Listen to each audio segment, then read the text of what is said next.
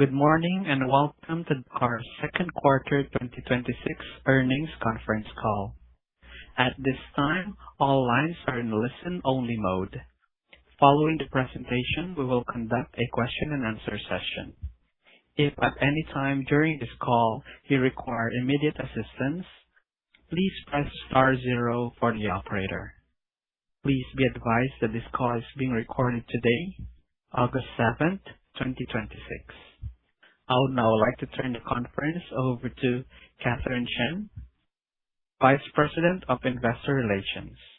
Please go ahead. Good morning, everyone, and thank you for joining us for the Cars.com Inc. second quarter 2026 conference call. With me this morning are Toby Hartman, CEO, and Sonia Jain, CFO. Toby will start by discussing business highlights from our second quarter. Then Sonia will discuss our financial results in greater detail, along with our outlook. We'll finish the call with Q&A.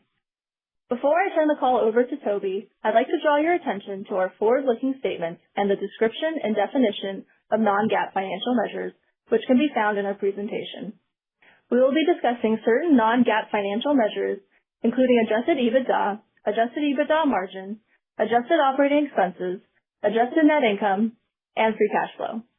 Reconciliations of these non-GAAP measures to the most directly comparable GAAP measures can be found in the financial tables included with our earnings press release and in the appendix of our presentation.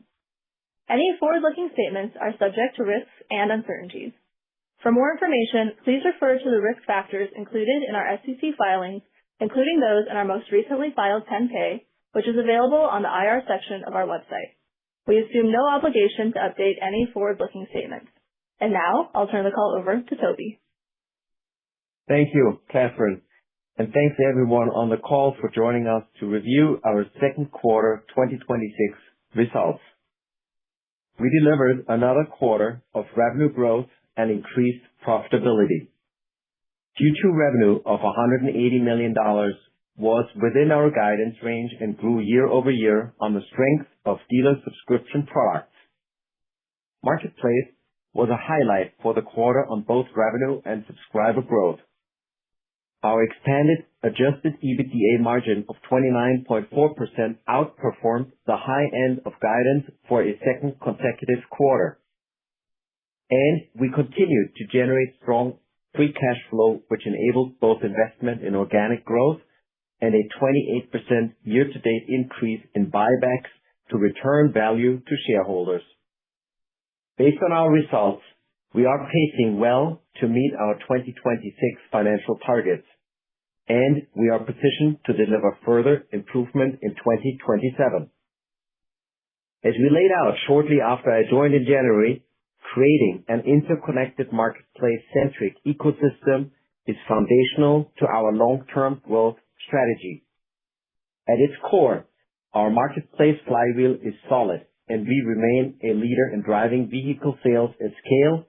Integration between marketplace, websites, and appraisal solutions unlocks more opportunities to improve each component of this flywheel. For example, unifying our retail, appraisal, and vehicle insights helps build more trust and confidence in the purchase journey. A more seamless and personalized experience between Cars.com and dealer websites also powers better shopping signals and conversion. And we can speed product development velocity as we improve technical interoperability. We are operationalizing these goals through our focus on product, process, and organizational improvements, the three initiatives that have guided our year-to-date execution. Marketplace results are already responding positively to the change in our strategy and operations. Marketplace revenue grew over 7% year-over-year in Q2. Putting this in context, outside of 2021's pandemic-related recovery, this is the fastest marketplace growth rate in our public company history. And as a result, dealer revenue growth more than offset the expected decline in OEM revenue. Underpinning this growth, in Q2, marketplace subscribers rebounded to their highest level since 2023, and marketplace ARPD reached an all-time high. We recently launched Dealer Verified Listings, a new feature that, for the first time, integrates aspects of AccuTrade and Marketplace. Whereas AccuTrade has traditionally been a standalone dealership solution powering appraisals and trade-ins, we are now beginning to capitalize on its capabilities across the consumer marketplace. AccuTrade dealers, and soon those wanting to participate in our Dealer Verified Listings program, can display current vehicle condition reports directly onto listings. This is a differentiated alternative to the traditional backward-looking vehicle history report. And for shoppers, the Dealer Verified badge is an additional trust signal unique to our marketplace. Dealer Verified Listings are the first step as we build cross-platform, VIN-specific intelligence that helps maximize the value of each car. Compared to process and people changes, product typically requires a longer runway before results come to fruition. Therefore, it was exciting to see Dealer Verified Listings go from development to launch within just a few months. Overall, in 2026, our deployment rate for new features has already increased by 80% year over year. This new operating cadence underscores our growth potential as product momentum builds across our interconnected marketplace. We also continue to enhance the consumer product experience, adding our Carson AI shopping assistant to more marketplace surfaces. Today, around 20% of active searchers on Cars.com are engaging with Carson. Carson users are 4 times more likely to submit a lead and accounted for nearly 30% of total leads submitted in the month of June, demonstrating our platform value. Offering an AI-first option for car shoppers boosts conversion, contributes to overall marketing efficiency, and gives us additional bandwidth for strategic growth investments. Additional Carson features are slated for release this year, such as better comparison tools and more personalization that we expect will further improve consumer satisfaction. In terms of our overall marketplace audience, the year-over-year decline in Q2 traffic and visitors primarily reflects strategic shifts to prioritize value delivery. Adhering to a more rigorous marketing investment approach has helped us better target and convert high-intent shoppers. Q2 lead conversion was up double digits year over year, and performance marketing cost per lead also improved throughout the quarter. Based on the clearly favorable customer response that fueled marketplace revenue and subscriber growth in Q2, we will continue to de-emphasize lower quality traffic, opting instead to drive more value to dealers. We're also excited to have our new CMO leading these efforts. Leveraging her deep consumer and marketplace background will help us shape and refine our tactics. We believe marketplaces remain central to the car buying experience for shoppers. First, automotive is a considered purchase for the majority of consumers and requires deep vertical expertise and proprietary first-party insights like Dealer Verified Listings. Adding richer vehicle insights will continue to draw shoppers onto our marketplace. Second, organic traffic has consistently remained around 60% of our total traffic.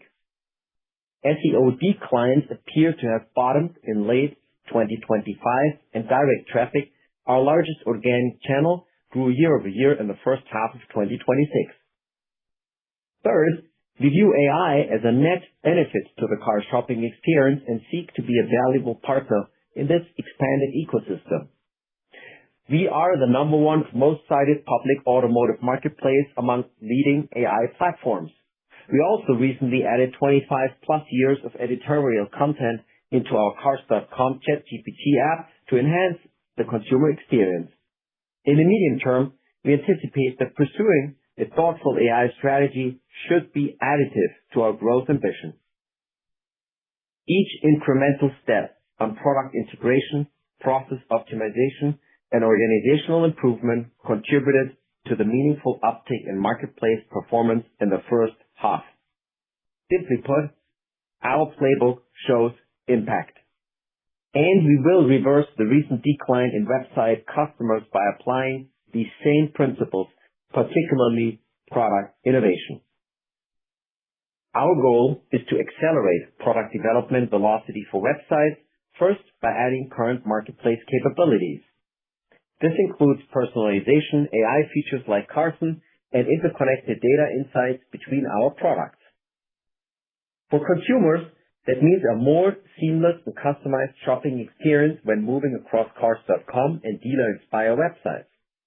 We will provide seekers with more options and choices for an interconnected marketplace experience. For dealers, aggregated consumer signals yield richer leads and a distinct advantage to closing sales. These enhancements, plus further technical and product investments slated for 2027, are expected to position our website business for renewed growth. In summary, we have made solid progress to deliver our goals and objectives. Our 2026 financial performance has consistently met or exceeded guidance. Marketplace results are especially encouraging and reflect strong execution of our new strategy. Operating leverage is also improving via cost efficiencies, tighter internal processes, and a leaner yet more productive organization. And product green shoots are showing the untapped potential of an interconnected marketplace platform.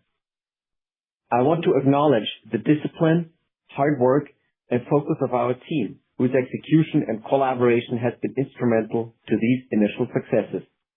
We are confident that these efforts will compound to drive long-term, sustainable growth and shareholder value.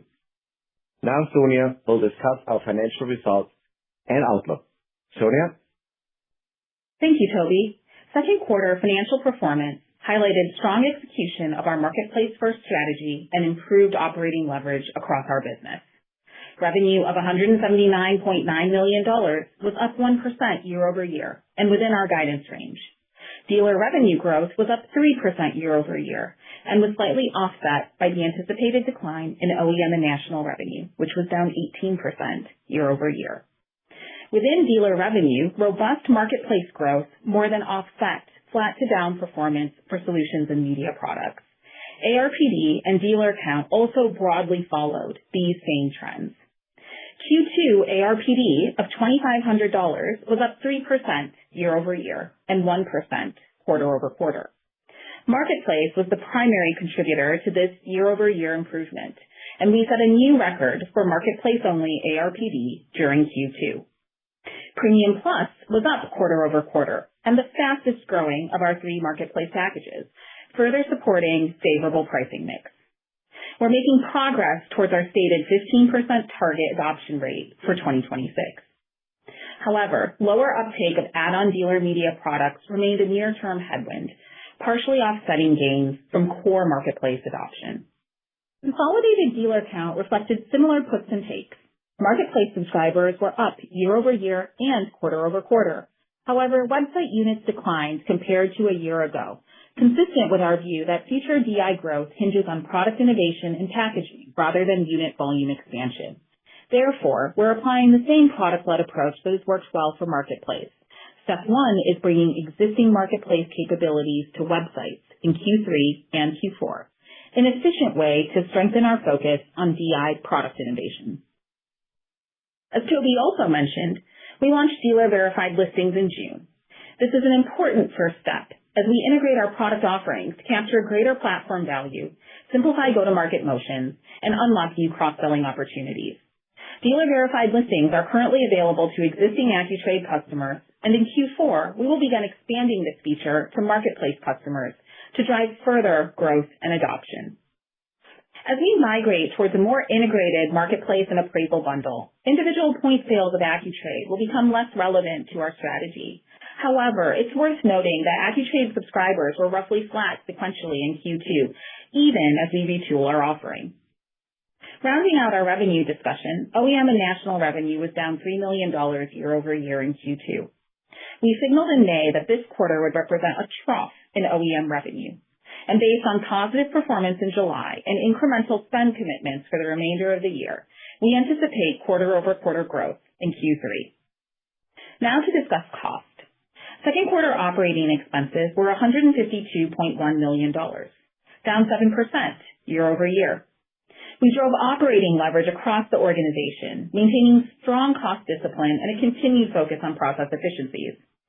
A meaningful decline in depreciation and amortization expense following the full amortization of customer lists tied to our 2017 spinoff, combined with lower compensation costs, accounted for the majority of the year-over-year delta. Q2 adjusted operating expenses were $144.3 million, down 6% year-over-year from the same cost levers. For the following line item detail, all comparisons are on a year-over-year basis unless otherwise noted.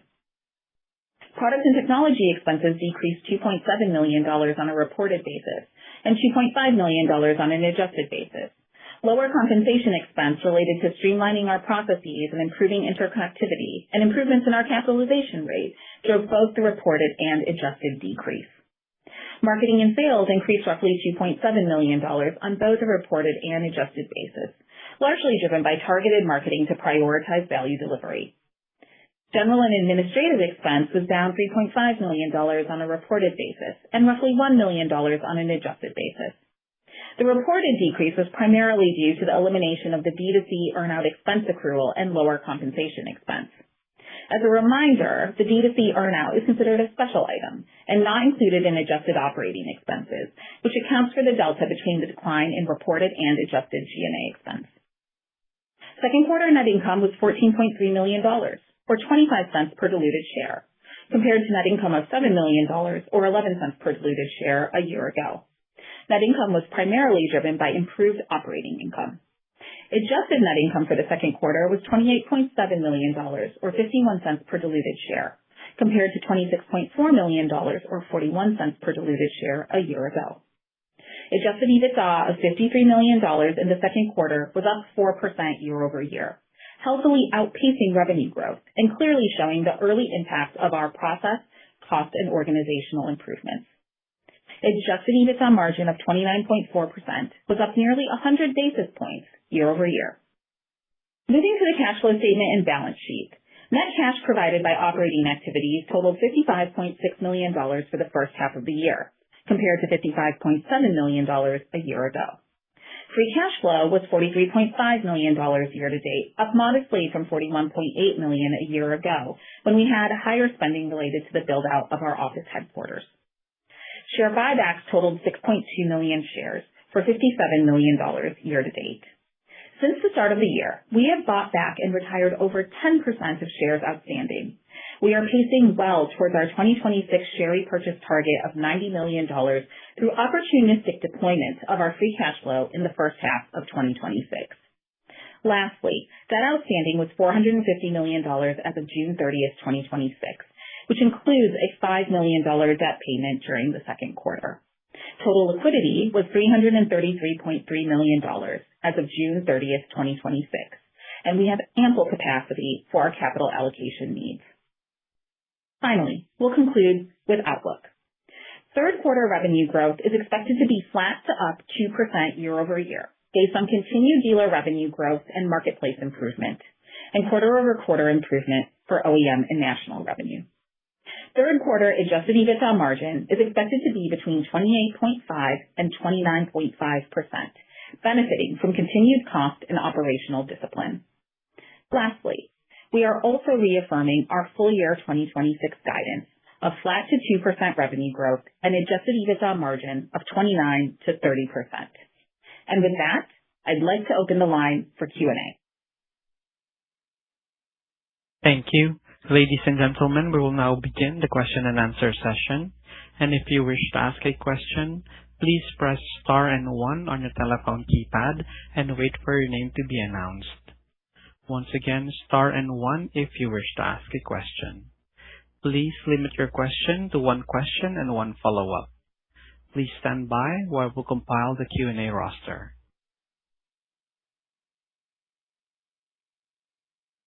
Thank you for waiting. We now take our first question, and this comes from Thomas White from D.A. Davidson. Your line is now open. Please go ahead. Thank you. Good morning, guys. So I guess just first off, marketplace looks like a nice quarter there, 7% growth. was hoping maybe you could just unpack a little bit more kind of the drivers there, kind of between maybe some of the premium package adoption and the momentum from the new products, and just sort of talk a little bit about the sustainability of that kind of trajectory. And then I've got a follow-up. Thanks. Thanks for the question. No, we're excited about the marketplace performance that we saw in Q2. I would say that it was driven by a combination of both improvements in dealer count, which really help accelerate the marketplace flywheel, and continued progress on ARPD, a chunk of which was driven by the new Premium Plus package that we rolled out last year. We continue to see good adoption there. Our target, as a reminder, is to get to a 15% penetration rate by the end of the year. Okay, great. And then, so you called out growth in lead volume, but there's still a pretty sharp decline in uniques. Toby, maybe can you help us, or Sonia, help us reconcile that a little bit? It didn't sound like SEO headwinds for you kind of have gotten worse, although there's some other kind of internet marketplaces who are talking about that. So I don't know, just help us kind of reconcile what's going on there with uniques, and eventually I presume that that trend has to change, particularly if you're going to look to be adding more dealers to the marketplace. Yeah, sure. As we laid out and shared, this is really an intentional shift. We looked at our marketing spend and our marketing practice, and we figured that there were some inefficiencies. We drove a lot of traffic in the past, a lot of clicks that didn't convert into leads, so we do not want to do this anymore. So we are intentionally shifting to prioritize the value delivery versus the pure audience reach. And we're very happy to see that this is actually kicking in. So a lot better conversion and lead volume also kicking in. We also have a new CMO who started, so she's going to take it to a new level. So you saw with Marketplace, obviously it's a good sign that it's working. You saw the growth kicking in. You saw also the dealer growth and the revenue growth. So we think this is the right strategy. And of course, we'll create the right momentum to also reinvest in the right spots. But again, lower funnel versus just upper funnel. Thanks. Thank you. Thank you. And the next question comes from Marvin Fong from U.S. Bancorp. Your line is now open. Please go ahead. Great. Good morning. Thanks for taking my questions here. Just would like to ask a question on the subscribers for solutions. Talked about turning that around with more innovation and new products. Could you just kind of talk about the timeline you have for rolling out those new products, and do you have a timeline in mind for when we can expect that the dealer or the subscribers out there to stabilize and turn positive? And then second question, I know it was just launched in June, but just talk about what you're seeing in terms of leads and conversion rates that you're able to on the dealer verified product, and what's the monetization strategy for that? What packages would it be included in, and how would you monetize outside of IQ specific subscribers? Thank you. Hi, Marvin. Toby. Thank you for your questions. Let's talk about the first part, which is the website part and the DI part. First of all, we'd like to recall that we did tell you in the future that the future growth would be a little bit slowing down, and given the fact that we actually repackaged, and this is actually what we did. So it's not just about a mere volume, but it's also the price points and the packaging. So we pushed that, and that's totally in line with strategy. Having said that, our value delivery remains really, really strong. We're a really scaled provider. We're endorsed by pretty much every major OEM, and we're still winning new customers. But let's also talk about the weakness, which I'd like to address. First of all, there's a slower pace of new feature releases to date. And what we've done is we've rolled out the playbook for Marketplace. We talked about it. We're seeing great productivity enhancements and acceleration, and we are going to apply that same playbook also for the solutions business. So we have a pretty exciting roadmap ahead that we work behind closed doors, which will actually focus on the interconnectivity with some of the Marketplace functionalities. And then another point I'd like to mention is we do have some organizational and process misalignment in the past, which we're also addressing as part of our reorganization. We've named a new GM, and we're really picking up speed there. So over the next, 2 to 3 quarters, there will be a focus on really product innovation and applying the same playbook. So we're very confident that we'll get this back on a growth trajectory. Now, regarding your second question with dealer verified listings, we're really very happy about that because it took us only a few months to launch that. And what it does is, in terms of impact, it's basically creating already more impressions, which then, converts into higher click-through rates to BDPs, which essentially then drives faster listing turns. Why? Because this is a major trust signal that we are integrating into Marketplace to stand out and help consumers really getting a better coordination between lots of vehicles, and there's either CPOs or nothing. And this is another alternative that looks at not just at the historic vehicle report, but at the actual condition and at the actual inspection that a dealer had to go through by applying some of the assets from AccuTrade. So view this as a really important step. First step, we'll share more data points. We just rolled it out, so it's too early, but we're testing heavily towards an interconnected experience with a focus on trust signals and guiding consumers. So hopefully this is some context for you. Thank you. That was great. Thank you. Thank you. And the next question comes from Gary Prestopino from Barrington Research. Your line is now open. Please go ahead. Hi. Good morning, all. Hey, Toby. Good progress here. I guess with some of the Marketplace revenue growth is excuse me, is that really somewhat of a function of that you're now got the sales force selling an integrated product and you're getting more uptake because of that integrated product sales approach? Yeah, thank you. There's a couple of factors. That's certainly one. I'm glad you called it out. We made good progress there as well. But, the other piece is we're bundling it, and it's easier to understand, it's easier to package, and it's easier to roll it out.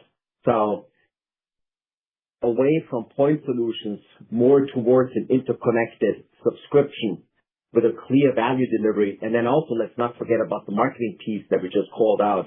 We are focused on delivering more leads as opposed to just more traffic. And that is at the very end, that's the value delivery that dealers want. So it's a combination of the process and organizational adjustments we made, plus the clear interconnectivity. First steps will by no means done. Thirdly, sales efficiency and packaging. And fourthly, support from marketing efficiency and greater lead volume. Thank you.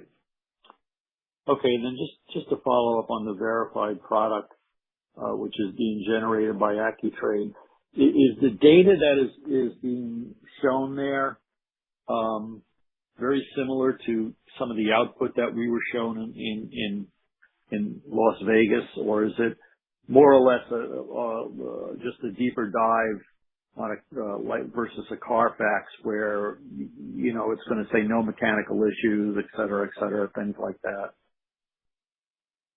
Yeah, it's a great question. Thank you. So the main difference between what you saw in Vegas and how we're utilizing it currently is it was very much dealer facing in Vegas, which is, if you remember, this was used as a tool to determine the best price, how to price the vehicle from a dealer's perspective to then put it onwards to a consumer-facing potential sale listing.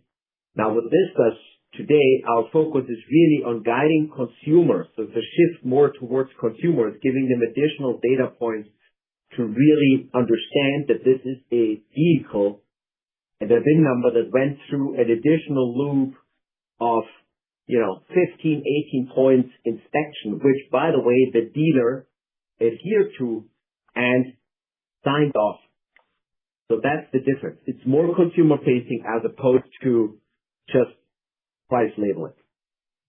So I don't want to. I know I only have two questions, but I just want to be clear. In order to do a verified, have this program, the dealer does have to do some kind of certified inspection and guarantee that inspection before for the purchaser of the car. Yes. They need to go through a rigorous process, which is obviously part of the Activate assets, and then they can put it up online. That's correct. Thank you. Thank you. Thank you. The next question comes from Naveen Khan from B. Riley. Your line is now open. Great. Thanks so much, guys. Two questions from me. One, maybe just on the traffic, the website traffic between uniques and visits. So you said that you're focusing on higher quality traffic, not just the volume of traffic, which I understand. But if I just look at sort of marketing and sales as a percentage of revenue, that's up year on year. You're spending more money. So is it that we have to spend more money to kind of acquire the high quality traffic? How should I understand that deleverage in the marketing line versus what you just spoke about in terms of quality trade-off? And then I have a follow-up. Yeah. Good catch there.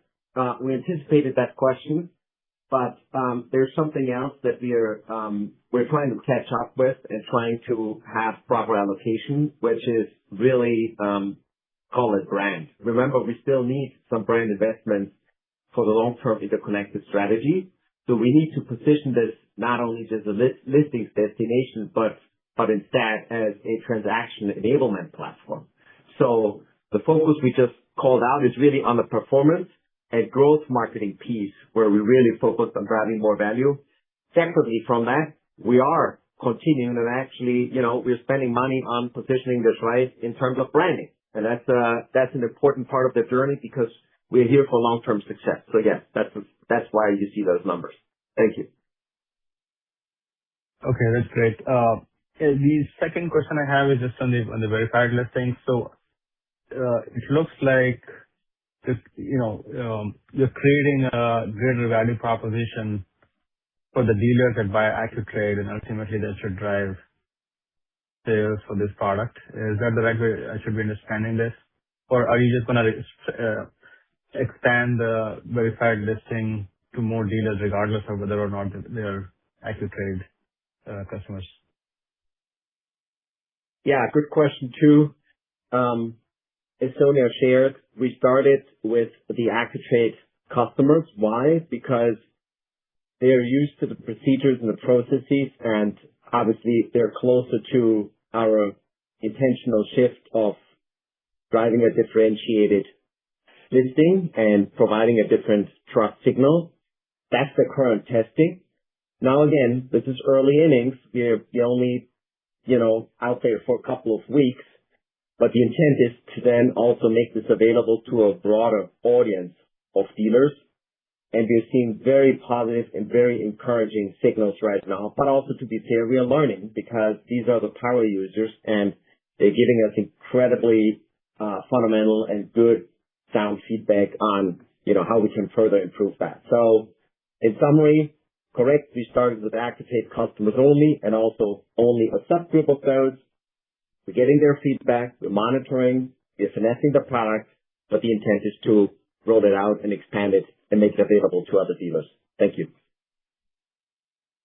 Thanks. Thank you. The next question comes from Alejandro Nuno from UBS. Your line is now open. Hi, good morning. Maybe you can just sort of help us out with the guidance. The EBITDA guide basically implies margins are relatively flat quarter-over-quarter, but it sounds like you continue to make good progress on optimizing the cost structure, and expect sort of return growth in OEM revenue. Like, why are margins sort of flat quarter-over-quarter? And then maybe sort of on top of that, like, the fourth quarter margin sort of implies close to sort of 31%. Like, what drives, I guess, the step up then from Q3 to Q4? Yeah, no, thank you for the question. We're happy with our EBITDA performance on a year-to-date basis. As you've heard, we've kind of reaffirmed the full year guide. I think the shape of the year maybe looks a little bit different from a margin perspective than you may have originally anticipated. But we're definitely committed to finding those ongoing efficiencies. Some of them unlocked in Q2 with the changes that we made to streamline the organization. But you've also heard us talk about the importance of innovation and driving forward growth in the business. So we're fairly committed to identifying and reallocating resources as needed to deliver on the growth profile. And we would also expect as innovation takes hold, as we get more of these efficiencies, as we see revenue growth, we should see more scale in our EBITDA numbers as we progress quarter-over-quarter. Got it. Thanks for that color. And maybe just sort of one more follow-up if I can. And sorry if I missed this, but on the new Premium Plus package, you highlighted that you're targeting sort of 15% by the end of the year. Like, can you just give us an update of where you stand now? We're making good progress. We're midway through the year, and I think we're seeing a lot of momentum in terms of those sales. Premium Plus was the fastest growing of our 3 packages in Q2. And as we continue to add more features and improve the interconnectivity of our marketplace experience, we believe a lot of that value will accrete to the Premium Plus package. So we're still fixed on delivering the 15% by the end of the year. Do you have a penetration number for the quarter so far, or like where you stand right now? We're basically at double digits or close to double digit penetration. Great. Thanks so much. I'll pass it on. Thank you. The next question comes from Rajat Gupta from JP Morgan. Please go ahead. Hi, good morning. This is Josh on for Rajat Gupta. Thanks for taking our questions. I just wanted to start off with one on the FTC's push around dealer pricing transparency. I was just wondering if you could expand on how you've changed the platform to just adhere to that increasing pricing transparency standard. You said a step removed since dealers do the advertising. So does all-in pricing play to a marketplace built on trust, or does it create somewhat of a friction for your dealers? And is your approach any different from that is employed by your peers? Thanks, and I have a quick follow-up. We tried to take a role in helping dealers ensure that they're able to get their information out there and be trusted partners to consumers. If you think about our vision for Marketplace, it is embedded in trust, transparency. And so we've been supporting them through this process, encouraging compliance, and just better information, right? Because when the consumer understands what they have to pay before they walk into a dealership, it reduces the friction of the transaction, right? It increases lead to sale conversion. So we feel like we're taking the right steps. Understood. That's very helpful. And then just as a quick follow-up, could we get an update on, where Cars.com's dealer-to-dealer wholesale initiative stand just around Dealer Club, with AccuTrade connected dealers not yet seeing meaningful upward pressure? Just curious how that flywheel starts turning and what's the unlock that gets that ecosystem to compound. Thank you. Yeah, currently we are focused on, as we just laid out, on really taking some of the AccuTrade assets and making them more interconnected. So that's the first step. That's plenty of stuff to chew on. So we're going to take it step by step. And the Dealer Verified Listings program, as we just launched it, is going to to keep us busy for quite some months. So we'll give you more updates on the other stuff, but that's the focus. That's the current focus right now. The other part that we're really embedding and making it more connected is also anything that's related to our Premium Plus features. So we've developed a stack of new features that are going to be launched as part of our rollout and our future subscription services. But again, too early to talk about in public, but there's a lot of work behind closed doors. So stay tuned. Thanks. Understood. Thanks and good luck. Thank you. And no further questions that came through. This concludes our conference call for today. Thank you all for participating. You may now disconnect.